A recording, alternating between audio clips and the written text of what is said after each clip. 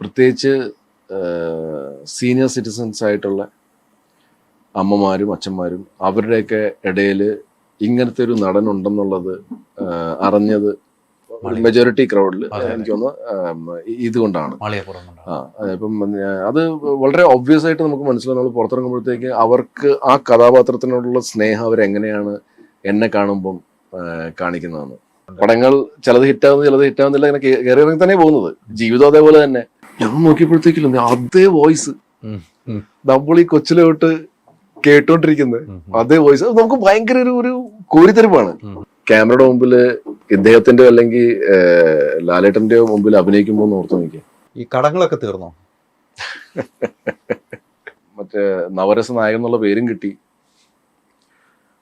നവരസ നായകന്റെ ഡെഫിനേഷൻ എന്താ പറയാ?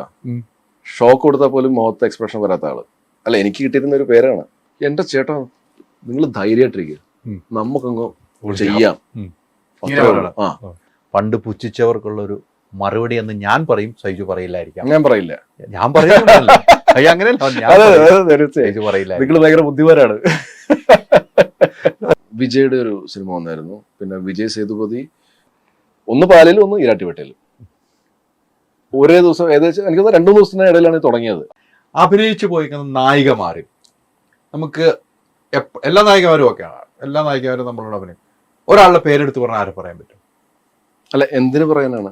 പെട്ടെന്ന് ഓർമ്മ വരുന്നു. മമത ഫസ്റ്റ് ഹീറോയിനല്ലേ? മമതയാണ് അല്ലേ?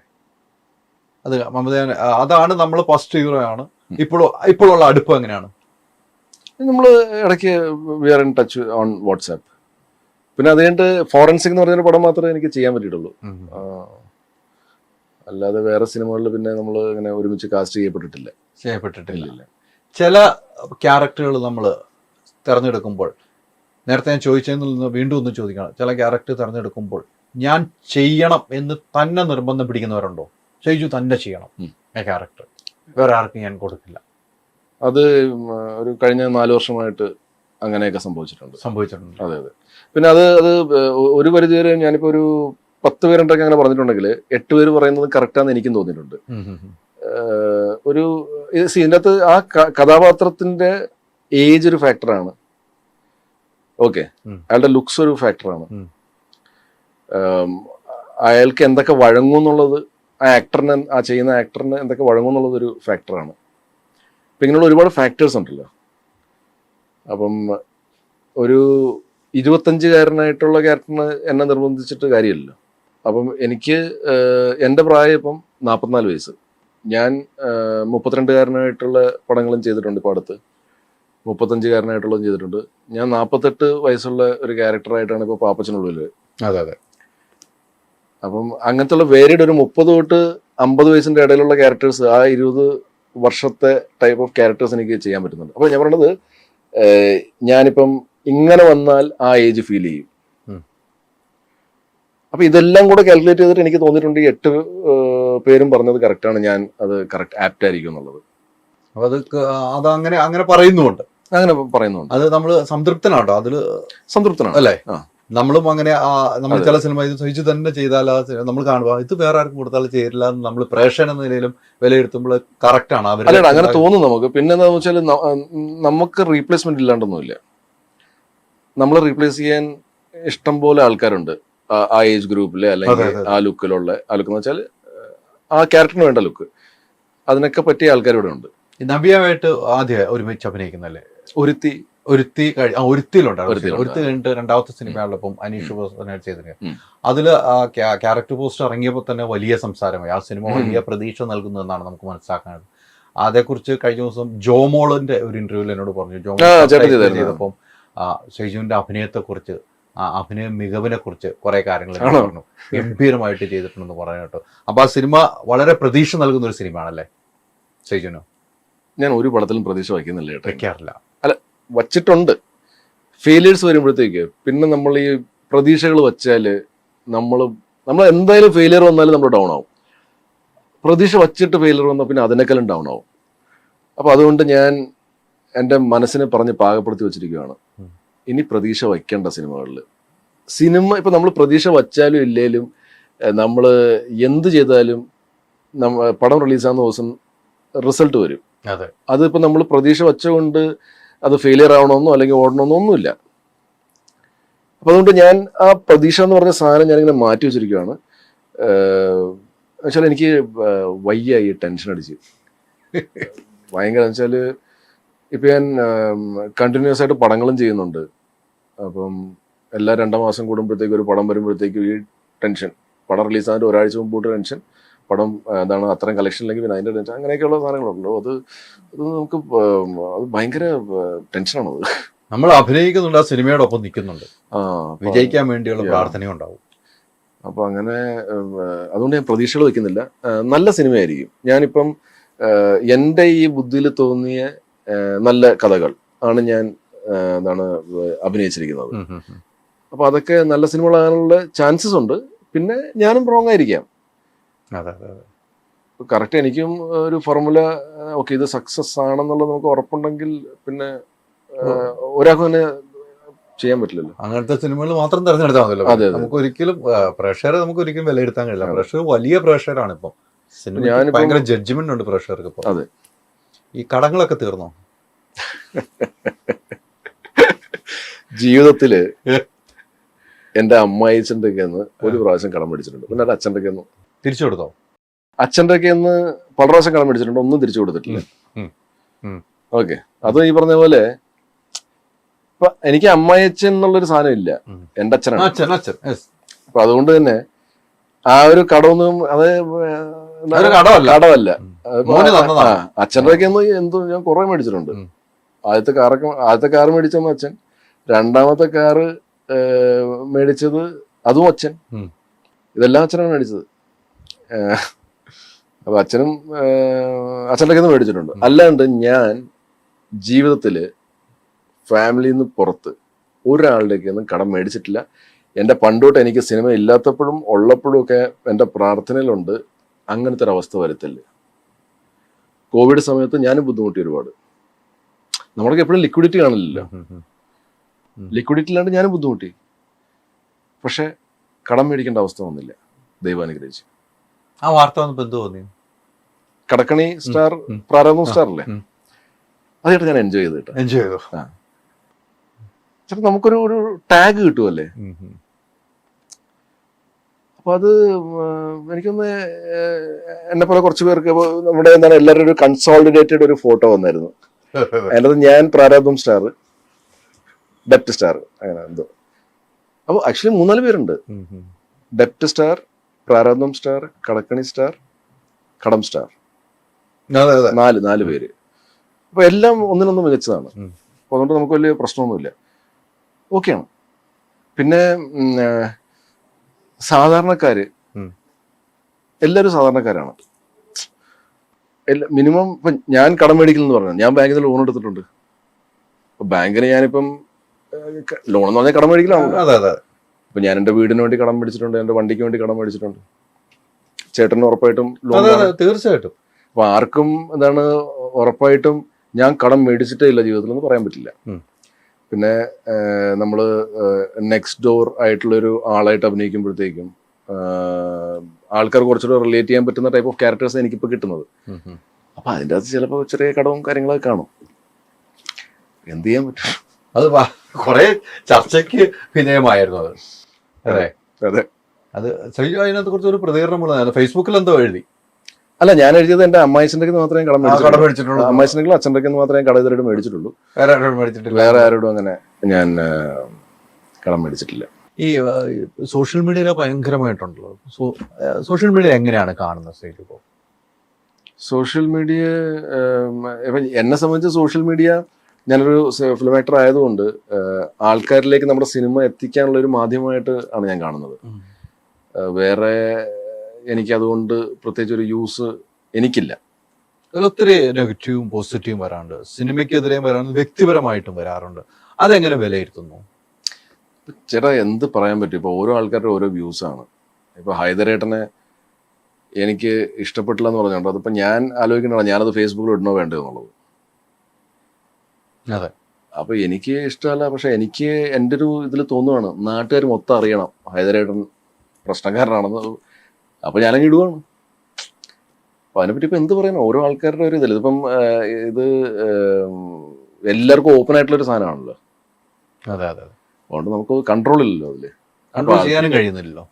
അപ്പൊ ആൾക്കാർ പറഞ്ഞോട്ടെ, ഇപ്പൊ എന്താ ചെയ്യാൻ പറ്റുക. അപ്പൊ ഞാൻ നേരത്തെ പറഞ്ഞ പോലെ ഇപ്പം നമ്മളെ പലരും മോശമായിട്ട് പറയും, നമ്മളെ പടത്തിനെ മോശമായിട്ട് പറയും. ദാറ്റ്സ് ഓക്കെ, അത് അവരുടെ വ്യൂ ആണ്. അപ്പം അവർക്ക് ചിലപ്പോൾ ഇഷ്ടപ്പെട്ട് കാണില്ല. ട്രോളുകൾ എൻജോയ് ചെയ്യാറുണ്ടോ? ട്രോളുകൾ എൻജോയ് ചെയ്യാറുണ്ട് ആക്ച്വലി. പണ്ട് ആക്ച്വലി സിനിമകൾ ഇല്ലാത്ത സമയത്ത് ഭയങ്കരമായിട്ട് ഫീൽ ചെയ്യുമായിരുന്നു. എന്നുവെച്ചാൽ സിനിമകളും ഇല്ല, മറ്റേ നവരസ നായകൻ എന്നുള്ള പേരും കിട്ടി. നവരസ നായകന്റെ ഡെഫിനേഷൻ എന്താണെന്ന് അറിയാം? ഷോക്ക് കൊടുത്താൽ പോലും മുഖത്ത് എക്സ്പ്രഷൻ വരാത്ത ആള്.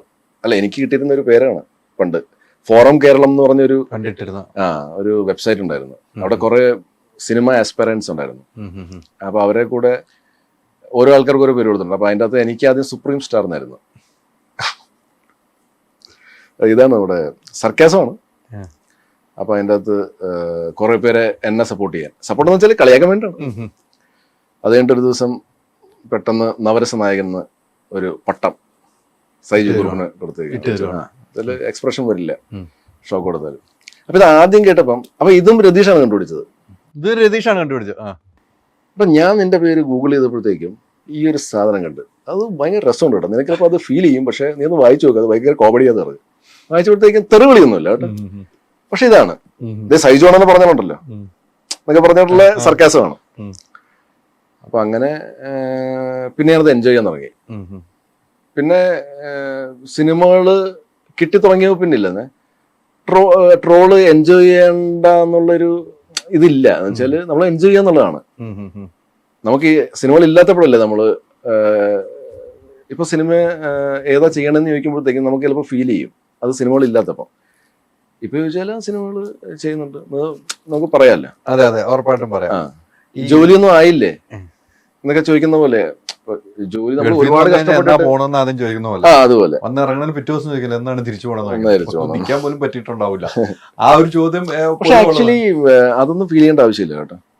അല്ല ഞാൻ പറയണത്, ഇപ്പൊ നമ്മുടെ കയ്യിൽ ഇപ്പൊ ഞാൻ ഷൂട്ട് ചെയ്യാൻ കഴിഞ്ഞിട്ട് ഞാൻ വീട്ടിലെത്താന്ന് വിചാരിക്കും. അപ്പൊ ചിലപ്പോൾ നമ്മളെ പരിചയക്കാർ കാണുമ്പോഴത്തേക്കും ഇന്ന് ഷൂട്ടില്ലായിരുന്നു എന്ന് ചോദിക്കും.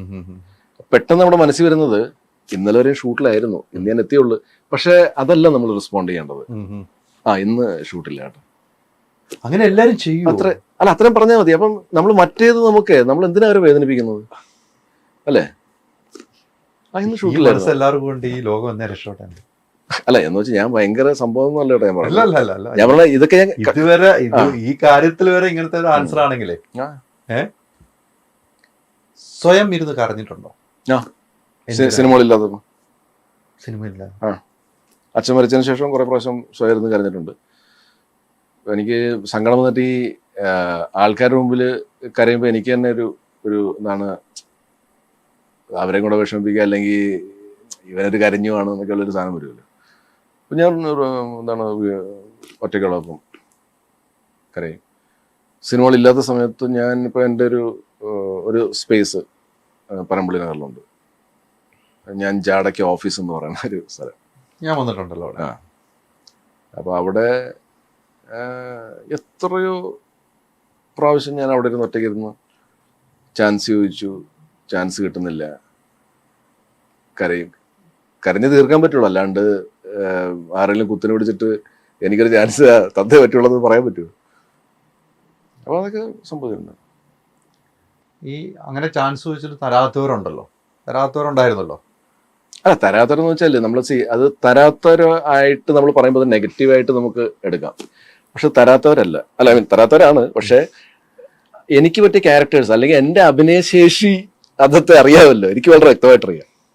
അന്ന് നമുക്ക് വിഷമം തോന്നി. പക്ഷെ പിന്നെ ആലോചിക്കുമ്പോഴത്തേക്കും അഭിനയം എന്നുള്ള പരിപാടി എനിക്ക് അറിയില്ല. അപ്പൊ ആ അവസ്ഥയിൽ എനിക്ക് എങ്ങനെ ചാൻസ് തരാനാണ്? അഭിനയിക്കാൻ അറിയാവുന്ന വേറെ ആൾക്കാരുണ്ടല്ലോ ആ സമയത്തും ഈ സമയത്തും. അത്തരം ആളുകളുടെ സിനിമയിൽ പിന്നെ എന്തെങ്കിലും അഭിനയിച്ചിട്ടുണ്ടോ? ഉണ്ടല്ലേ. അന്ന് സൈജു സ്വയം മനസ്സിനെ ആശ്വസിപ്പിച്ച് പറയുന്നു, എനിക്ക് അഭിനയിക്കാൻ അറിയില്ലാത്തതുകൊണ്ടാണ് അവനും തരാത്തതെന്ന് സ്വയം പറയുന്നു. ഓക്കെ, ഞാൻ അംഗീകരിക്കുന്നു. ആ വാദത്തിന് ഞാൻ അംഗീകരിക്കുന്നു. ആ ക്യാരക്ടർ ഇല്ലാത്തതുകൊണ്ട് തരാമെന്ന് ഞാൻ അംഗീകരിക്കുന്നു. പിന്നീട് അവിടെ പോയി അഭിനയിക്കുമ്പോൾ ആ ചാൻസ് ചോദിച്ച ആളുടെ അടുത്ത് തന്നെ അഭിനയിക്കുമ്പോൾ അപ്പോൾ സഹിച്ചു ഞാൻ അഭിനയിക്കാൻ പഠിച്ചത് കൊണ്ടാണ് എന്നെ തിരിച്ചെടുത്തതെന്ന് തോന്നിയിട്ടുണ്ട്. അല്ല, ഒരു പരിധിയിലും നന്നായിട്ടില്ല എന്റെ അഭിനയം. അഭിനയത്തിനൊന്നും പഴയതിലും ഇമ്പ്രൂവ് ആയിട്ടില്ലേ? എന്ത് ചോദ്യമാണ്. അല്ല ഞാൻ പറഞ്ഞത്, അപ്പൊ അതുകൊണ്ടായിരിക്കാം ചിലപ്പോ. അല്ല, നിങ്ങളിങ്ങനെ ചോദിച്ചപ്പോ ഇനിയിപ്പോ ഞാൻ ഇപ്പോഴും പഴയ അവസ്ഥയിലാണ്, എന്നിട്ടും എന്നെ വിളിച്ച അങ്ങനെയല്ലല്ലേ? അങ്ങനെയല്ല ഉദ്ദേശം. അല്ല, സൈജൊരു ഞാൻ ഇപ്പോഴാണ് അഭിനയിക്കാനായത്, അതുകൊണ്ടാണ് ഇവര് വിളിച്ചത്, അതുകൊണ്ട് എനിക്ക് അവരോടൊരു ദേഷ്യവും ഒരു സങ്കടവും ഇല്ല, ഒന്നുമില്ല എന്ന് ആ മനസ്സാക്കിയെടുക്കണമെങ്കിൽ എല്ലാവർക്കും കഴിയില്ല സൈജു. അത് പറയുക, എല്ലാവർക്കും കഴിയില്ല. ഒരു കയറ്റമുണ്ടെങ്കിൽ ഇറക്കമുണ്ടല്ലോ അല്ലേ? അല്ല, അതെന്തായാലും അനുഭവിച്ചോണ്ടിരിക്കണല്ലോ. കടലുണ്ടെങ്കിൽ കരയുണ്ട്. പടങ്ങൾ ചിലത് ഹിറ്റാവുന്നു, ചിലത് ഹിറ്റാവുന്നില്ല, ഇങ്ങനെ കയറി ഇറങ്ങി തന്നെ പോകുന്നത്. ജീവിതം അതേപോലെ തന്നെ. പിള്ളേരൊക്കെ പഠിക്കുന്ന പ്രായമാണ്. അവര് പഠിക്കാണ്ട് ഉഴപ്പുമ്പോഴത്തേക്കും നമ്മൾ വീണ്ടും വിഷമിക്കും. അവരുടെ റിസൾട്ട് വരുമ്പോഴത്തേക്ക് അവർക്ക് നല്ല മാർക്സ്, അപ്പൊ നമ്മൾ വീണ്ടും കയറും. ഇത് എല്ലാ വീട്ടിലും ഇതൊക്കെ തന്നെ. അപ്പൊ നമ്മുടെ ലൈഫിൽ അപ്സ് ആൻഡ് ഡൗൺസ് എന്തായാലും ഉണ്ട്. അന്നൊക്കെ ഈ സിനിമയില്ലാത്ത സമയത്ത് വൈഫ് എന്ത് പറയുമായിരുന്നു? വൈഫൊക്കെ ഭയങ്കര സപ്പോർട്ടീവ് ആയിരുന്നു. വൈഫ് എന്നോട് ഏറ്റവും ആദ്യം പറഞ്ഞത് പൂനെയിലോ ബോംബെയിലോ പോയിട്ടൊന്ന് ആക്ടിങ് കോഴ്സിന് ചേരാനാണ്. അപ്പം എനിക്കും പോകണമെന്നുണ്ടായിരുന്നു. പക്ഷെ സാമ്പത്തികമായിട്ട് പൂനെയിലോ ബോംബെയിലോ പോയിട്ട് അവിടെ നമ്മുടെ റിലേറ്റീവ്സോ ഫ്രണ്ട്സോ ഒന്നും ഇല്ല. അപ്പം അവിടെ ഒരു റൂമൊക്കെ എടുത്ത് ഒരു മാസമെങ്കിലും താമസിക്കണമല്ലോ. അപ്പം അതിനുള്ളൊരു സാമ്പത്തികം ഒന്നും ഇല്ലായിരുന്നു. അപ്പം അത് കാരണം പോയില്ല. ഇന്നത്തേക്ക് അവസ്ഥയായിരുന്നെങ്കിൽ ഇന്നിപ്പോൾ ആക്ടിങ് സ്കൂൾസ് നമുക്ക് കൊച്ചി തന്നെ ഉണ്ട്. അപ്പോൾ ഞാൻ ഉറപ്പായിട്ടും പോയേനെ, വർക്ക്ഷോപ്സ് ഞാൻ ചെയ്ത് തന്നെ. ശരിയായിരുന്നു. ഇപ്പം അനുവിൻ്റെയൊക്കെ പല പടങ്ങളും കണ്ടിട്ട്, അതായത് ഡയലോഗും കൈയുമായിട്ടൊരു കോർഡിനേഷൻ വേണമല്ലോ.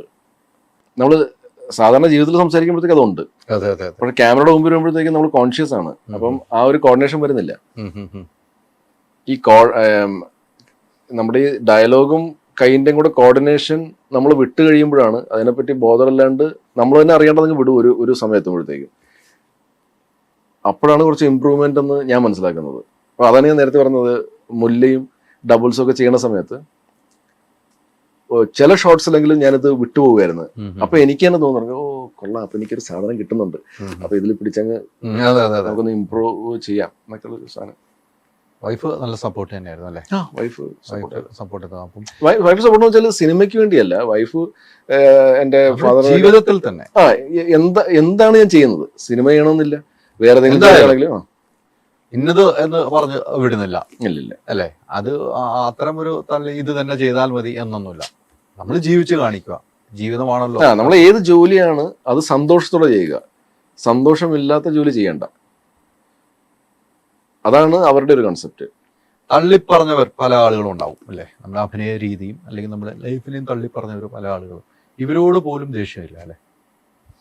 എന്നോട് അങ്ങനെ ഡയറക്റ്റ് ആരും അങ്ങനെ പറഞ്ഞിട്ടില്ല. കേട്ടിട്ടുണ്ടാവുമല്ലോ. നമ്മളിപ്പോൾ ഈ സോഷ്യൽ മീഡിയയിൽ ചിലപ്പോഴൊക്കെ ആൾക്കാർ ഇങ്ങനെ ഏതെങ്കിലും പേജിലൊക്കെ ഇങ്ങനെ, അപ്പൊ ചിലർ നമ്മൾ ടാഗ് ചെയ്യുക, അവിടെ നമ്മുടെ ഒരാൾ കമന്റ് ചെയ്തിട്ടുള്ളത് കൊണ്ട് നമ്മൾ ടാഗ് ചെയ്യുക, അപ്പൊ നമ്മളത് വായിക്കും. നമ്മൾ ഒരു പരിചയമില്ലാത്ത ആൾക്കാരൊക്കെ എന്ത് വെറുക്കാനാണ് അല്ലേ? നമുക്ക് പരിചയമില്ല. ഇപ്പൊ ഹൈദരേട്ടൻ നാളെ എന്നെ പറ്റി വിമർശിക്കുകയാണെങ്കിൽ എനിക്ക് പരിചയമുണ്ട് നിങ്ങളെ, അപ്പൊ ആദ്യം ഒരു വിഷമം തോന്നും. പക്ഷെ എന്നാലും ഞാൻ വിചാരിക്കാൻ പോകുന്നത് ജെന്യൂനായിട്ട് ചിലപ്പോൾ ഇഷ്ടപ്പെട്ട് കാണൂല. സാധാരണ ആൾക്കാർ നല്ലതല്ലേ പറയുള്ളൂ അല്ലേ? അധികം ആൾക്കാർ നമ്മളൊക്കെ നല്ലതേ പറയുള്ളൂ. അപ്പോൾ ഒരാള് പറഞ്ഞിട്ടുണ്ടെങ്കിൽ അതിനെപ്പറ്റി നമ്മളൊന്ന് ആലോചിക്കണം, എന്തുകൊണ്ടാണത് പറഞ്ഞത്. അപ്പോൾ നമ്മൾ ഓക്കെ, നമ്മൾ ഒന്നുകൂടെ സിനിമ കാണുന്നു, ഓക്കെ ഏത്, അല്ലെങ്കിൽ ഞാൻ നിങ്ങളൊക്കെ ഡയറക്റ്റ് ചോദിക്കാം, ഏത് സീനിലാണ് നിങ്ങൾക്ക് പ്രശ്നം ഫീൽ ചെയ്തത്. അപ്പോൾ അതിനൊന്ന് ഇവാലുവേറ്റ് ചെയ്യണമല്ലോ നമ്മൾ. അപ്പൊ ആ ഇവാലുവേഷൻ നടത്തി കഴിഞ്ഞാൽ എന്തിനാണ് പിന്നെ നിങ്ങളെ വെറുക്കുന്നത്? അഭിനയം ഇപ്പോഴും പഠിക്കുകയാണല്ലേ? തീരുന്നില്ല അല്ലേ? അതൊരു വലിയ സ്കൂളാണ്, വലിയ കോളേജാണ് അല്ലേ? അതിലേറ്റവും കൂടുതൽ അഭിനയത്തിന് സപ്പോർട്ട് തന്നേക്കണ ആരാണ്? അഭിനയം ഇത് ഇങ്ങനെ ചെയ്യുമ്പോൾ നമുക്കൊരു സിനിമാ മേഖല സപ്പോർട്ട് തന്ന ആരായിരിക്കും? അത് ഓരോ സിനിമകൾ ചെയ്യുമ്പോഴത്തേക്ക് ഓരോ ആൾക്കാർ സപ്പോർട്ട് ചെയ്തിട്ടുണ്ട്. ഇപ്പം ലേറ്റസ്റ്റ് ഞാൻ പെട്ടെന്ന് എനിക്ക് ഓർമ്മ വന്നത്, ഇപ്പം മയുഗത്തില് ഹരൺ സാറ് കാണിച്ചു തരുമായിരുന്നു, വേണുചേട്ടനും നിലപടി വേണുചേട്ടനും കാണിച്ചു തരുമായിരുന്നു. ആ ഡയലോഗ് ഞാൻ മറന്നുപോയി. ഓക്കെ, അത് വിട്ടേക്കാം, ഞാൻ ഡയലോഗ് ഓർക്കുമ്പോൾ ഞാൻ പറയാം. പിന്നെ ഇപ്പൊ ലേറ്റസ്റ്റ് പെട്ടെന്ന് എനിക്ക് ഓർമ്മ വരുന്നത് സിജു വിൽസൺ. സിജു വിൽസൺ എന്നെ ഒരുപാട് സപ്പോർട്ട് ചെയ്തു സാറ്റർഡേ നൈറ്റ് എന്ന് പറഞ്ഞ സിനിമയിൽ. റോഷൻ ചേട്ടൻ ഒരു ഭീകര ആക്ടറാണ്. അതെ അതെ അതെ. അദ്ദേഹം നമുക്ക് ആ സീൻ എക്സ്പ്ലെയിൻ ചെയ്യുമ്പോൾ തന്നെ അത് വാച്ച് ചെയ്തിട്ട് ഒബ്സർവ് ചെയ്തിട്ടാണ് ഞാനൊക്കെ ഒരു പരിധി വരെ അഭിനയിച്ചാൽ മതി നമ്മൾ തോന്നിപ്പോകും. അതെ. നമ്മുടെ പ്രദീപ് പൂവൻകോഴിയിൽ എന്ത് രസമായിട്ടാണ്. പിന്നെ ഭയങ്കര ടെക്നീഷ്യൻ ആണല്ലോ അദ്ദേഹം. അല്ല, ഇപ്പം റോഷൻ ചേട്ടനുണ്ട്. അത് കൂടാണ്ട് ഇപ്പൊ ഈ നമുക്ക് ഡാൻസ് മൂവ്മെന്റ്സ് അധികം ഞാൻ സിനിമകളിൽ ചെയ്തിട്ടില്ലല്ലോ. അപ്പൊ എനിക്ക് അങ്ങനെ ഭയങ്കര പ്രശ്നമല്ല, പക്ഷെ ചെറിയ പ്രശ്നമുണ്ട് എനിക്ക് എൻ്റെ ഡാൻസ് ഇതിൽ. സിജു ഒരു മനോഹരമായ ഡാൻസറാണ്, നിവിൻ നന്നായിട്ട് ചെയ്യും. അപ്പൊ സിജുൻ്റെ ഒക്കെ പറയും, സിജു നാളെ ആ സാധനമാണ് ഷൂട്ട് ചെയ്യണത്, ഞാൻ ഡാൻസ് ചെയ്യേണ്ടി വരും. എൻ്റെ ചേട്ടാ നിങ്ങൾ ധൈര്യമായിട്ടിരിക്കുക, നമുക്കങ്ങ് ചെയ്യാം. ആ, എന്നിട്ട് അപ്പൊ ഈ ചില സമയത്ത് ഫ്രീ സ്റ്റൈൽ വരും. അതായത് കൊറിയോഗ്രാഫർ ഇതുവരെയും കമ്പോസ് ചെയ്യും, അത് കഴിഞ്ഞിട്ട് പിന്നെ നമ്മൾ ഫ്രീ സ്റ്റൈലിലേക്ക് പോവാം. അപ്പോൾ സിജുൻ്റെ ഒക്കെ എന്നിട്ട് സിജു ഒരു 1-2 സ്റ്റെപ്സ് കാണിച്ചത് എനിക്ക് പറ്റിയത്. അപ്പോൾ സിജു എനിക്ക് പറ്റിയ പോലത്തെ ഈസി ആയിട്ടുള്ള കുറച്ച് സ്റ്റെപ്സ് കാണിച്ചു തരും. ചേട്ടാ ഇതൊക്കെയാണോ? എന്നോട് അല്ല അത് കുറച്ച് പ്രശ്നമാണ്, ഇത് പറ്റുമോ? ആ ഇതൊക്കെയാണ്.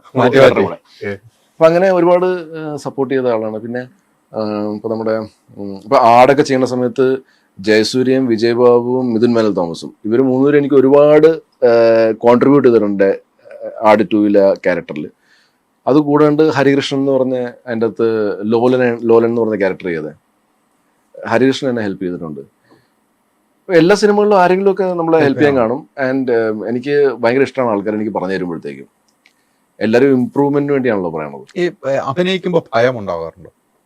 ഫസ്റ്റ് ഡേ എന്ന് വെച്ചാൽ ഫസ്റ്റ് ഷോട്ട് എടുക്കുന്ന സമയത്ത് അത് ഞാൻ മിക്കവാറും പറഞ്ഞും കേട്ടിട്ടുണ്ട്. അത് ശരിയാണത്. ആ ഒരു ഫസ്റ്റ് ഷോട്ട് സെക്കൻഡ് ഷോട്ട് കഴിയുന്നവരെ ഇതെന്താ സംഭവിച്ചാൽ നമ്മൾ ആക്ടേഴ്സ് ആയതുകൊണ്ട് നമ്മൾ captain of the ship is the director, പിന്നെ സെക്കൻഡ് റൈറ്റർ. അപ്പൊ ഇവര് രണ്ടുപേരും ലൊക്കേഷനിൽ കാണുമല്ലോ. ഇവരൊരു സാധനം കൺസീവ് ചെയ്ത് കാണും. ഇവർ ചിലപ്പം ഇതിൻ്റെ അകത്ത് അഭിനയിക്കുന്ന ആൾക്കാരുടെ പല സിനിമകൾ കണ്ടിട്ടുണ്ട്, അതുപോലെ ആയിരിക്കും എഴുതിയിരിക്കണം, അല്ലെങ്കിൽ ഇവർക്ക് എക്സ്പെക്ടേഷൻ കാണും ഇവർ ഇങ്ങനെയായിരിക്കും ചെയ്യാൻ പോണത്. പക്ഷെ എന്നാൽ പോലും ഇവരെ ഇംപ്രസ് ചെയ്യുക എന്നുള്ളൊരു സാധനം ഉണ്ടല്ലോ. ഇംപ്രസ് ചിലപ്പോൾ ഒരു റോങ് വേർഡ് ആയിരിക്കും, പക്ഷെ ഇവരെ കൺവിൻസ് ചെയ്യുക എന്നുള്ളത്.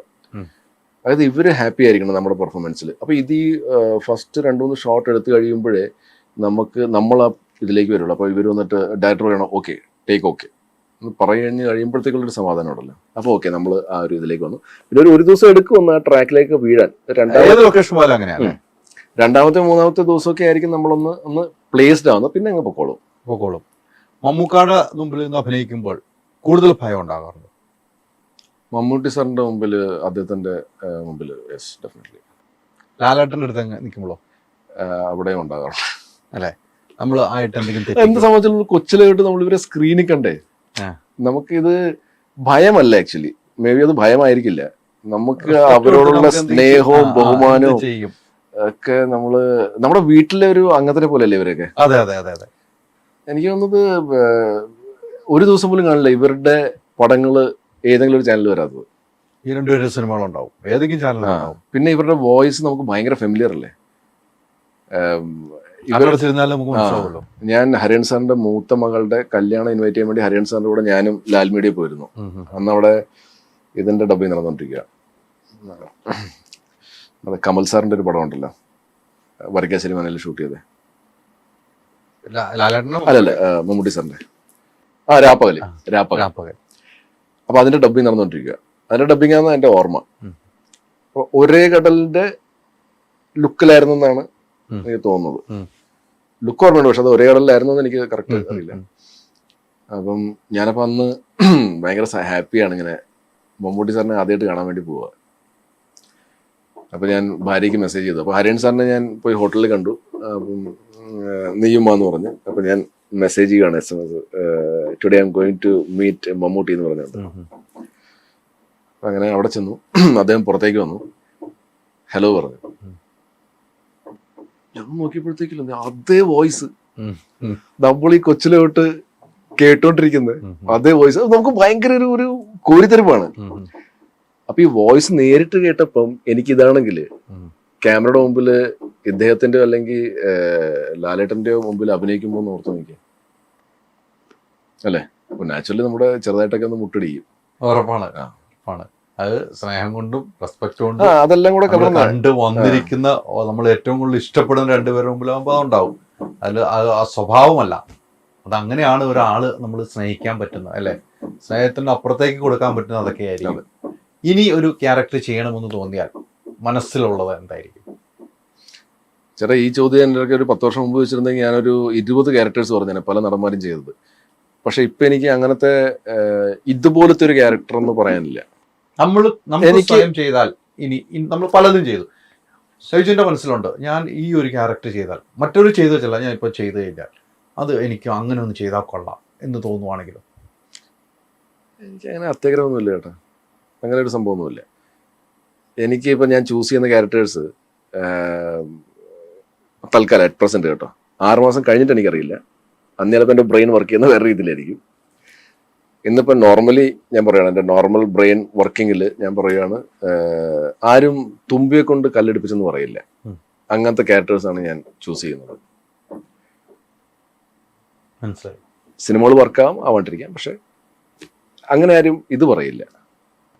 പിന്നെ ബാക്കിയുള്ളവർ ചെയ്ത പോലത്തെ ക്യാരക്ടേഴ്സ് ചെയ്യണമെന്ന് എനിക്ക് ആഗ്രഹമില്ല. അങ്ങനെ ആഗ്രഹം ഇല്ലില്ല. എനിക്ക് കിട്ടുന്ന കഥകളിൽ നിന്ന് നമുക്ക് വർക്കാവുമെന്ന് തോന്നുന്ന, എനിക്ക് ചെയ്യാൻ പറ്റുമെന്ന് തോന്നുന്നത്. ഇപ്പൊ എനിക്ക് ഞാൻ കഥ കേൾക്കുമ്പോഴത്തേക്കും എനിക്ക് പറ്റാത്ത ടൈപ്പ് ഓഫ് ക്യാരക്ടേഴ്സും ആൾക്കാർ നരേറ്റ് ചെയ്യാറുണ്ട്, അത് ഞാൻ എടുക്കാറില്ല. ഇപ്പൊ മൊത്തം എത്ര സിനിമയായി? കറക്റ്റ് ഓർമ്മയില്ല, ഒരു 130 ആയി കാണുമായിരിക്കും. 130 സിനിമകളായിട്ടുണ്ടല്ലേ? ആയി കാണുമായിരിക്കും. ചെറുതും വലുതുമായ സിനിമകൾ ചെയ്ത് ഏറ്റവും ബ്രേക്ക് ചെയ്യുന്ന സിനിമകൾ നമ്മൾ ഇപ്പോഴത്തെ കാലഘട്ടത്തിൽ ഇപ്പോൾ വരുമ്പോൾ ഏതായിരിക്കും? പണ്ടത്തെ സിനിമയിൽ നിന്ന് മാറി ഇപ്പോൾ ബ്രേക്ക് ചെയ്യുന്നുണ്ട് ഈ കുറെ നാളുകൾക്ക് അടുത്ത് ബ്രേക്ക് കിട്ടിയതാ. കുറെ സിനിമകളുണ്ട് അടുത്തെന്ന് പറയുമ്പോഴത്തേക്ക്. ഇപ്പൊ 2019 റിലീസായ ജനമൈത്രി തൊട്ട് തിയേറ്ററിലല്ല കേട്ടോ, നമ്മളെ OTT. തിയേറ്ററിൽ നോക്കുവാണെങ്കിൽ driving licence, Android Kunjappan, Pradeep Poonkozhi. ഇത് ഒരു ക്രിസ്മസ് അല്ല, ആൻഡ്രോയിഡ് കുഞ്ഞപ്പൻ നേരത്തെ വന്നായിരുന്നു, മറ്റേത് ഫെസ്റ്റിവലിനാണ് വന്നത്. അപ്പോൾ അതൊക്കെ ഭയങ്കരമായിട്ട് എൻ്റെ കരിയറിനെ കുറച്ചുകൂടെ ഒന്ന് ബൂസ്റ്റ് ചെയ്തു. പിന്നെ അത് കഴിഞ്ഞിട്ട് ഞാൻ ലീഡ് റോൾ ചെയ്ത ഗുണ്ടജയൻ, അന്താക്ഷരി, ഇതൊക്കെ വർക്കായി. ഗാർഡിയൻ എന്ന് പറഞ്ഞൊരു സിനിമ മനോരമ മാക്സിൽ വന്നായിരുന്നു. അപ്പോൾ അതും ആൾക്കാർക്ക് ഒരുപാട് പേർക്ക് ഇഷ്ടപ്പെട്ടു. അതിൽ ഞാൻ ലീഡ് റോൾ ചെയ്തത് പറയുന്നത്. അപ്പോൾ അതിൽ നിന്നൊക്കെ എനിക്ക് ചെറിയ രീതിയിൽ എനിക്ക് എന്നെ ലിഫ്റ്റ് ചെയ്തിട്ടുണ്ട് എൻ്റെ കരിയറിനെ. അങ്ങനെ അടുത്ത കാലത്ത് ഇതൊക്കെയാണ് വളരെ ഇതായിട്ട്. പിന്നെ ലേറ്റസ്റ്റ് പറയുകയാണെങ്കിൽ ഡെഫിനറ്റ്ലി മാളികപ്പുറം. തീർച്ചയായിട്ടും മാളികപ്പുറം അൺബിലീവബിൾ ആയിട്ടുള്ള ഒരു വിസിബിലിറ്റിയാണ് എനിക്ക് ആസ് എൻ ആക്ടർ കിട്ടിയത്. പ്രത്യേകിച്ച് സീനിയർ സിറ്റിസൺസ് ആയിട്ടുള്ള അമ്മമാരും അച്ഛന്മാരും അവരുടെയൊക്കെ ഇടയിൽ ഇങ്ങനത്തെ ഒരു നടനുണ്ടെന്നുള്ളത് അറിഞ്ഞത് മെജോറിറ്റി ക്രൗഡിൽ എനിക്ക് തോന്നുന്നു ഇതുകൊണ്ടാണ്. ഇപ്പം അത് വളരെ ഒബ്വിയസ് ആയിട്ട് നമുക്ക് മനസ്സിലാവും. നമ്മൾ പുറത്തിറങ്ങുമ്പോഴത്തേക്ക് അവർക്ക് ആ കഥാപാത്രത്തിനോടുള്ള സ്നേഹം അവരെങ്ങനെയാണ് എന്നെ കാണുമ്പം കാണിക്കുന്നതെന്ന്. എനിക്ക് ഓർമ്മയുണ്ട്, നമ്മുടെ ലളിതം സുന്ദരത്തിന്റെ ഷൂട്ടിംഗ് നടക്കുമ്പോഴത്തേക്കും എൻ്റെ അമ്മയും വൈഫും മക്കളൊക്കെ അവിടെ ന്യൂ ഇയറിന് വന്നായിരുന്നു. അപ്പൊ അമ്മേൻ്റെ പറഞ്ഞ്, എടാ മഞ്ജുവായിട്ടൊരു ഫോട്ടോ എടുക്കണം എനിക്ക്. അമ്മേൻ്റെ പറയുകയാണ്. അപ്പൊ എനിക്ക് സെൽഫി എടുക്കാൻ അത്ര വലിയ താല്പര്യമുള്ള കാര്യമല്ല. അപ്പം ഞാൻ പറഞ്ഞു, അമ്മ എനിക്ക് എന്നെ ഇത് വലിയ താല്പര്യമുള്ള കാര്യമല്ല, ഇനിയിപ്പം മഞ്ജുൻ്റെ ഒക്കെ. അപ്പൊ അമ്മ ഒന്നും പറഞ്ഞില്ല, മകന് പ്രശ്നമാണെങ്കിൽ. പക്ഷെ അമ്മ പറഞ്ഞതല്ലേ, അമ്മ ആദ്യമായിട്ടാണ് പറയണത്. ലൊക്കേഷനിലും എനിക്കൊന്ന് ആദ്യമായിട്ട് വരുന്നതാണ്. അപ്പം ഞാൻ മഞ്ജുവിന്റെ പറഞ്ഞു, Manju was always happy. Manju പറഞ്ഞു വാ എന്ന് പറഞ്ഞിട്ട് മഞ്ജു ഇങ്ങനെ കെട്ടിപ്പിടിച്ച് അമ്മയുടെ കൂടെ ഫോട്ടോ എടുത്തു കഴിഞ്ഞ് അപ്പൊ ഞാൻ 2-3 ഫോട്ടോ പെട്ടെന്ന് എടുത്ത് അമ്മ കഴിഞ്ഞു. പെട്ടെന്ന് തീർക്കണം. നമ്മൾ അനുഭവിക്കുന്ന കാര്യമാണല്ലോ. ഈ നമ്മളിങ്ങനെ നിൽക്കുമ്പോഴത്തേക്ക് ഇവർ ഫോട്ടോ എടുത്തോണ്ടിരിക്കും, അല്ലെങ്കിൽ ഒരു ഫോക്കസ് ചെയ്യുമായിരിക്കും, ഇവർ മറ്റേ ഇതും ഫിൽറ്റർ മാറ്റിക്കൊണ്ടിരിക്കും. നമ്മളിവിടെ ഇങ്ങനെ നിൽക്കുകയാണ് തിരിച്ചോണ്ട്. അപ്പൊ ഞാൻ ആരെങ്കിലും ഫോട്ടോ എടുത്ത് കൊടുത്താൽ പടവടെ നിന്ന് എടുത്ത് കൊടുക്കും. പടവടെ നിന്ന് എടുത്തു. ഇത് കഴിഞ്ഞ ഉടനെ അമ്മയില്ലെന്നേ. അമ്മ അത് കഴിഞ്ഞിട്ട് തന്നെ താങ്ക് യു പറഞ്ഞിട്ട് അങ്ങോട്ട് പോയാൽ മതി. അമ്മ മഞ്ജുന്റെ കൈ പിടിച്ചിട്ട് ഞെക്ക്. അതായത് അമ്മയുടെ സ്നേഹമാണത്. മഞ്ജുനത് മനസ്സിലായി. ഞാൻ പെട്ടെന്ന് ഞെക്കിയപ്പോഴത്തേക്ക് ഞാൻ എന്നെ ആരും അങ്ങനെ ചെയ്തിട്ടില്ല. അപ്പം പിന്നെ എനിക്ക് മനസ്സിലാവും, ഓക്കെ അത് സ്നേഹത്തിന്റെയാണ്. മഞ്ജുനത് മനസ്സിലായി. അത് കഴിഞ്ഞിട്ട് അങ്ങനത്തെ ഒരു ഇത് മാളികപ്പുറത്തിന് ശേഷം എനിക്ക് അമ്മമാരുടെ കിട്ടും. ആ സ്നേഹം എന്താണെന്ന് അമ്മ അന്ന് ചെയ്ത് അത് നമുക്ക് വർക്ക്ഔട്ട് ചെയ്തു. കൈ പിടിച്ചിട്ട് ഇങ്ങനെ ഞെക്കും. സ്നേഹമാണ്. അതാണ് ആ പെട്ടെന്ന് അമ്മ ആ ചെയ്ത കാര്യം ഓർമ്മ അതെ വന്നത് അതെ അല്ലേ? ആ ഒരു സ്നേഹം കിട്ടിയ മാളികപ്പുറത്ത് നിന്നാണ് അതെ അല്ലേ? സാധാ അമ്മമാർ, നാട്ടിൻപുറത്തുള്ള Yes. അമ്മമാർ, അവരുടെ സ്നേഹം എന്ന് വെച്ചാൽ വലുതാണ് കേട്ടോ. അതെ അതെ അവരുടെ സ്നേഹമാണ് യഥാർത്ഥ സ്നേഹം.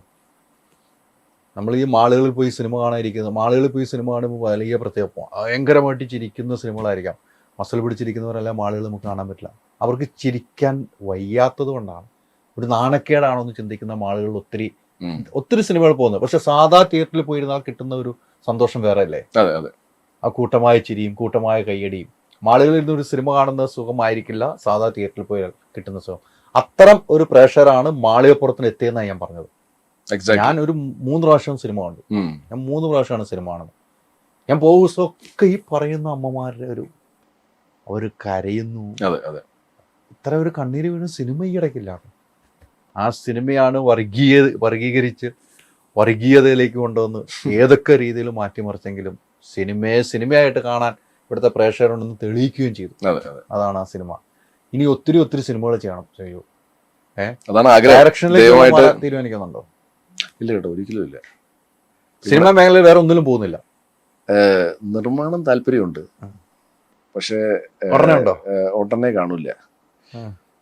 സ്വന്തമായ ഒരു കമ്പനിയാണോ? നമ്മള് സ്വന്തമായ അത് എങ്ങനെയാണെന്നുള്ളത് എനിക്കൊരു ഐഡിയ ഇല്ല. പക്ഷെ എനിക്കൊരു ആഗ്രഹമുണ്ട്, ഒരു സിനിമയെങ്കിലും നമ്മുടെ സിനിമ തന്നെ നിർമ്മിക്കണമെന്നാണോ? അല്ല, മറ്റൊരാളുടെ സിനിമ, കൊച്ചു സിനിമ, സ്മോൾ, നമുക്ക് കൊത്തിലൊതുങ്ങുന്ന ഒരു സിനിമ ചെയ്യണമെന്ന് ആഗ്രഹമുണ്ട്. അതായത് നിങ്ങൾ നിർബന്ധിച്ച് ചോദിക്കുകയാണ് ഏത് മേഖലയാണ് അഭിനയത്തിന്റെ അപ്പുറം നിങ്ങൾക്ക് ചെയ്യാൻ താല്പര്യമുള്ളത്. അതുകൊണ്ട് ഞാൻ പറയുകയാണ് നിർമ്മാണത്തിലാണ്. ഡയറക്ഷനിൽ താല്പര്യമേ ഇല്ല. അതിന്റെ കാരണം എന്ന് വെച്ചാൽ നമ്മൾ പല കഥകളും കേൾക്കുമ്പോഴത്തേക്കും എനിക്കൊരു വിഷ്വൽ കിട്ടും. നമ്മളവിടെ ചെന്ന് ഷൂട്ട് ചെയ്യുമ്പോഴത്തേക്കും ഇതിനേക്കാളും ഒരു 4 മടങ്ങ് മേളിലായിരിക്കും ഒരു ഷൂട്ട് ചെയ്ത് വയ്ക്കുന്നത്. അപ്പൊ എനിക്ക് മനസ്സിലായി എന്നിലൊരു ഡയറക്ടറൊന്നും ഇല്ല. നമ്മള് മര്യാദക്ക് അഭിനയിച്ചു പോയാൽ മതി. നല്ല റൈറ്റേഴ്സും നല്ല തലയുള്ള ഡയറക്ടേഴ്സും കൂടെ ഉണ്ട്. അവരുടെയൊക്കെ പടത്തിൽ അവര് നല്ല നല്ല വേഷങ്ങൾ തന്നെ എങ്ങനെ അഭിനയിച്ചു പോകാന്നുള്ളത് മാത്രമേ എനിക്ക് ചെയ്യേണ്ടതുള്ളൂ. ബാക്കി മറ്റേരിയ പിടിക്കുകയില്ല. നിർമ്മാണമുണ്ട്, നിർമ്മാണം ഒരു ആഗ്രഹമുണ്ട്. എന്ന് വെച്ചാൽ അത് അതിന്റെ വേറൊന്നുമല്ല, അതൊരു ഈ ബിസിനസ് നമുക്ക് പറഞ്ഞിട്ടില്ല എന്നൊക്കെ പലരും പറയുന്നുണ്ട്. അതും കൂടെ ഒന്ന് തെളിയിക്കാം, പറ്റുമെങ്കിൽ തെളിയിക്കാം. പറ്റുമെങ്കിൽ അതായത് ഇപ്പൊ എൻ്റെ അമ്മയൊക്കെ പറയും അവൻ പെട്ടെന്ന് മനസ്സലിയുന്നവനാണ് ഞാന്. അപ്പൊ അതുകൊണ്ട് ബിസിനസ്സൊക്കെ അവനെ കൊണ്ട് അങ്ങനെ വർക്കൗട്ട് ആവുന്ന അറിയില്ല. അപ്പൊ ഒരു കൊച്ചു സിനിമ ഒന്ന് ചെയ്ത് ഇന്നാളെന്നൊന്നും തീരുമാനിച്ചില്ല. എന്റെ മനസ്സിനും കട്ടിയൊട്ടത്തുള്ളത് കാണിച്ചു കൊടുക്കാൻ ആർട്ടിസ്റ്റുകൾ ഇന്നാന്നൊന്നും ഒന്നും തീരുമാനിച്ചിട്ടില്ലല്ലോ. ഇല്ലട, നിർമ്മാണത്തിലേക്ക് വരുന്നു, നല്ല കഥയും കിട്ടി, കഥയെ പറ്റി ടൈം എടുത്ത് നിർമ്മാണത്തിലേക്ക് വരും. ഒരു സിനിമയെങ്കിലും നിർമ്മിക്കുക. അതാണ് മറ്റൊരു മേഖല എന്ന് പറയാൻ.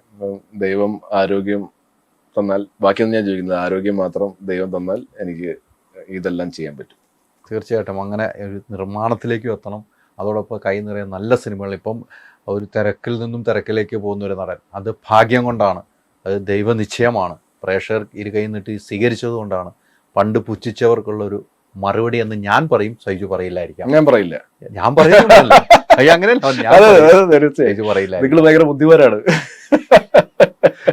പറയാൻ പറ്റില്ല, എന്തായാലും പറയാൻ പാടില്ല. അങ്ങനെ അവർക്കുള്ള മറുപടിയും കൂടിയാണ് ഓരോ ലൊക്കേഷനും അടുത്ത ലൊക്കേഷനുള്ള യാത്ര അല്ലേ. ഇപ്പം തിരക്കുള്ള നടന്മാരിലെ പട്ടികയിൽ തന്നെ പെട്ടിട്ടുണ്ട്. അത് തന്നെ ഭാഗ്യമാണ്. അത് പ്രേക്ഷകർ ഇഷ്ടപ്പെടുന്നുണ്ടാവട്ടോ, അല്ല ഒരു ഡയറക്ടർ ഇഷ്ടപ്പെടുന്ന കൊണ്ട് മാത്രമല്ല, പ്രേക്ഷകർ നമ്മളെ സ്വീകരിക്കുന്നതുകൊണ്ടാണ് അവർ പിന്നെയും നമ്മുടെ അടുത്തേക്ക് വരുന്നത്. മറ്റു ഭാഷയിൽ അഭിനയത്തിന്റെ കുറിച്ച് തമിഴിന്ന് ഇടയ്ക്കൊക്കെ ഓഫർ വരാറുണ്ട്. ഒരു 6 മാസം കൂടുമ്പോൾ ഒരെണ്ണം വരാറുണ്ട്. 6 മാസം കൂടുമ്പോൾ ഒരെണ്ണം വരും. അല്ല, ഞാനിത് പക്ഷെ നമ്മൾ ചെയ്തില്ല. ഞാൻ ഇത് അതിന് ആലങ്കാരികമായിട്ട് ഒപ്പിച്ചു എന്ന് പറയാം. അതെ, പ്രാസം അങ്ങനെ ഞാൻ പറഞ്ഞത്. അപ്പം അത് അടുത്ത് എനിക്ക് അതിനകത്ത് ഏറ്റവും ഒരു വെട്രിമാരൻ സാറിന്റെ ഒരു പടം വന്നായിരുന്നു. വെട്രിമാരൻ സാറിന്റെ പടം അത് നമ്മുടെ പൊറോട്ട സുരി എന്ന് പറഞ്ഞ ആക്ടറുണ്ട്, അദ്ദേഹം നായകനും സെക്കൻഡ് ലീഡ് ഞാനുമായിട്ട്. ഞാൻ മലയാളിയായിട്ട് തന്നെ അഭിനയിക്കേണ്ടത്. ദുബായിലായിരുന്നു എന്റെ ഷൂട്ട്. അപ്പം വെട്രിമാരൻ സാറ് മഞ്ജു വെട്രിമാരൻ സാറിന്റെ പടത്തിൽ അഭിനയിച്ചിട്ടുണ്ടല്ലോ. അപ്പൊ എനിക്ക് തോന്നുന്നത് മഞ്ജുന്റെ പുള്ളിക്കാരൻ ചോദിച്ചു ഏത് മലയാളി ആക്ടറാണ് നമുക്ക് ഈ ക്യാരക്ടറിന് സൂട്ടബിൾ എന്ന് ചോദിച്ചപ്പോഴത്തേക്കും മഞ്ജു എന്റെ പേരും പറഞ്ഞായിരുന്നു. അപ്പൊ അങ്ങനെ പുള്ളി എന്റെ ജനമൈത്രി ആൻഡ്രോയിഡ് കുഞ്ഞിനൊക്കെ കണ്ടു. അല്ല, അതേ മനസ്സിലാക്കിയത് പിന്നെ പുള്ളിയായിട്ട് സംസാരിച്ചപ്പോഴാണ്. അപ്പം എല്ലാം റെഡിയായിരുന്നു. അപ്പം നമ്മുടെ കോവിഡ് പരിപാടിയൊക്കെ തുടങ്ങി. പിന്നെ ആ പ്രോജക്റ്റ് നടന്നില്ലെന്ന് എനിക്ക് തോന്നുന്നത്. ഐ മീൻ ഞാൻ ഇല്ലാണ്ട് തന്നെ അത് നടന്നു എന്ന് എനിക്കറിയില്ല. അപ്പോൾ അത് I was looking forward to that project. പിന്നെ വന്നത് വിജയുടെ ഒരു സിനിമ വന്നായിരുന്നു. പിന്നെ വിജയ് സേതുപതി, നയൻതാര, സമന്ത അവരഭിനയിച്ച ആ ഒരു സിനിമയിൽ വിളിച്ചായിരുന്നു. അത് വിഘ്നേഷ് ശിവൻ ഡയറക്റ്റ് ചെയ്യുന്നു. വിഘ്നേഷ് ശിവൻ തന്നെ വേറൊരു പടത്തിലും വിളിച്ചായിരുന്നു. അപ്പം അങ്ങനെ പോകാൻ പറ്റില്ല. അല്ല, ഡേറ്റ് ഞാനിവിടെ വെട്രിമാരൻ സാറിന്റെ അന്ന് എനിക്ക് ഡേറ്റ് ഉണ്ടായിരുന്നു. പക്ഷെ പിന്നെ വിളിച്ചപ്പോഴൊന്നും എനിക്ക് ഡേറ്റ്സ് ഇല്ലായിരുന്നു. അപ്പൊ അങ്ങനെ എനിക്ക് തമിഴ് സിനിമകൾ പിന്നെ ചെയ്യാൻ പറ്റിയില്ല. തമിഴ് സിനിമകൾ നഷ്ടപ്പെട്ടു അല്ലേ? അതെ അതെ. ഇവിടെ നല്ല സിനിമകളുണ്ട്, പക്ഷെ തമിഴിലേക്ക് കൊണ്ടൊന്ന് പോകണം എന്ന്. അല്ല, പക്ഷെ എന്താ സംഭവിച്ചാലേ ഇവിടെ ഒറ്റടിക്ക് പടം തീരുമല്ലോ. അവിടെ ഇങ്ങനെ പതുക്കെ പതുക്കെ. അപ്പൊ ഈ കണ്ടിന്യൂറ്റി ഒരു വലിയ വിഷയമുണ്ട്. അതെ അതെ.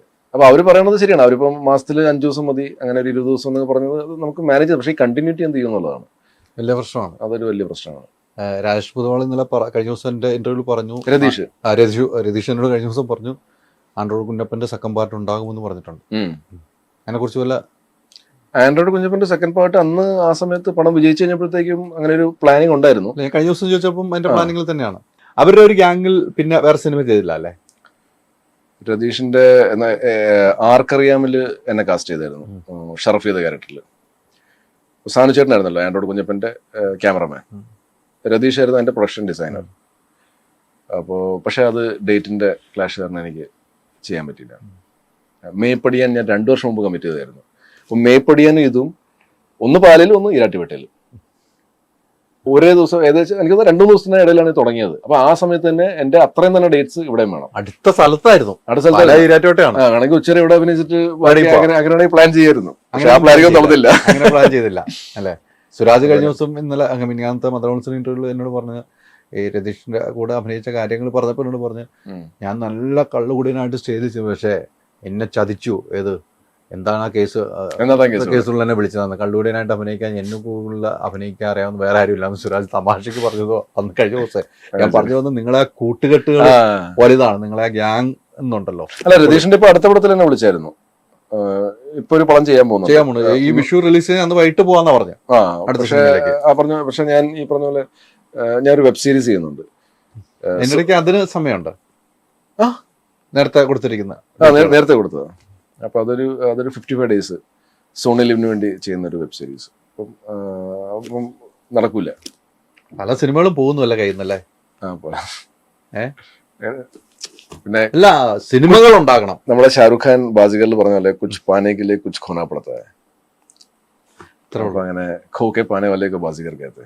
ബാസിഗർ ഒന്നും വേണ്ട, പക്ഷെ നമ്മൾ എന്തായാലും എന്തെങ്കിലും നമുക്ക് നേട്ടം ഉണ്ടാകുമ്പോഴത്തേക്ക് എന്തെങ്കിലും നമുക്ക് നഷ്ടം ഉണ്ടാവും. അപ്പൊ അത് എന്തായാലും ജീവിതത്തിൽ അങ്ങനെയാണ്. അപ്പം ചില നല്ല കാര്യത്തിന് വേണ്ടി ചില നല്ല സിനിമകൾ നമ്മുടെ കയ്യിൽ നിന്ന് പോകും. എന്തായാലും നല്ല ദിവസങ്ങളും നല്ല യാത്രയും ആകട്ടെ. ഈ വിഷുദിനത്തിൽ നമ്മൾ കുറേ കാര്യങ്ങൾ മനസ്സ് തുറന്ന് സംസാരിച്ചു. നമ്മളൊരു സിനിമക്കപ്പുറം എല്ലാ കുടുംബകാര്യങ്ങളും ചർച്ച ചെയ്തതാണ് ഞാൻ വിശ്വസിക്കുന്നത്. എനിക്കൊന്നും ഇത്ര ഡീറ്റെയിൽ ആയിട്ടുള്ളൊരു കുടുംബ കാര്യങ്ങളൊക്കെ ഞാൻ പറഞ്ഞിരിക്കുന്നത് അതിൻ്റെ അകത്താണ്. കുടുംബകാര്യങ്ങളെല്ലാം നമ്മൾ പറഞ്ഞിട്ടുണ്ടല്ലേ. ഇനി ഉള്ള യാത്രയിൽ നല്ല നല്ല സിനിമകൾ ഇപ്പോൾ ചെയ്തു വെച്ചിരിക്കുന്ന നല്ല സമയങ്ങൾ, അപ്പുറത്തേക്കുള്ള സിനിമകൾ, നല്ല ക്യാരക്ടറുകളും ചെയ്യുക. മലയാളികളുടെ മനസ്സിൽ എന്നും ഇതേപോലെ തന്നെ അതിൽ നിന്ന് മാറില്ല എന്ന് എനിക്ക് പൂർണ്ണമായിട്ട് വിശ്വാസമുണ്ട്. ആരെയും ഉപദ്രവിക്കാതെ, ആർക്കും മനസ്സിലൊരു വേദനയുണ്ടാകാത്ത, സംസാരം പോലും ഉണ്ടാക്കാത്ത താങ്കളുടെ ഈ പുണ്യമായ വാക്കുകൾക്ക് ഒത്തിരി നന്ദിയുണ്ട്. എനിക്കൊരിക്കലും അങ്ങനെ ആകാൻ കഴിയില്ല എന്നെനിക്ക് പൂർണ്ണ വിശ്വാസമുള്ള ഒരാളാണ്. ഒരാളോടും പ്രതികാരമില്ലാതെ മനസ്സിൻ്റെ ഉള്ളിലെല്ലാം ഒതുക്കി നീക്കുന്ന നിങ്ങളെ. അല്ല, ഇത് ചേട്ടാ ഇതെന്താ സംഭവിച്ചാല് നമ്മൾ ഈ ഞാൻ കൊച്ചിലോട്ട് മനസ്സിലാക്കിയ ഒരു കാര്യം എന്ന് വെച്ചാല് നമ്മളൊന്നില്ല പഠിക്കാൻ മിടുക്കനായിരിക്കണം, അല്ലെങ്കിൽ വേറെ എന്തെങ്കിലും കാര്യത്തിൽ മിടുക്കനായിരിക്കണം. നമ്മൾ ശ്രദ്ധിക്കപ്പെടണമല്ലോ. അപ്പൊ ഞാൻ പഠിക്കുന്നതിൽ അബവ് ആവറേജ് ആയിരുന്നു, പക്ഷെ ഭയങ്കര കേമനൊന്നും ആയിരുന്നില്ല. ക്രിക്കറ്റ് അത്യാവശ്യം കളിക്കുമായിരുന്നു, എന്നാൽ അതിനകത്ത് ഭയങ്കര കേമനൊന്നുമല്ല. ബാക്കി പിന്നെ വേറെ എക്സ്ട്രാ കറിക്കുലർ ആക്ടിവിറ്റീസ് ഒന്നുമില്ല. ഞാൻ ടീനേജർ സമയത്താണ് ഞാൻ വിചാരിച്ചത് എങ്ങനെയാണ് ഈ ആൾക്കാരെ ഇമ്പ്രസ് ചെയ്യുക.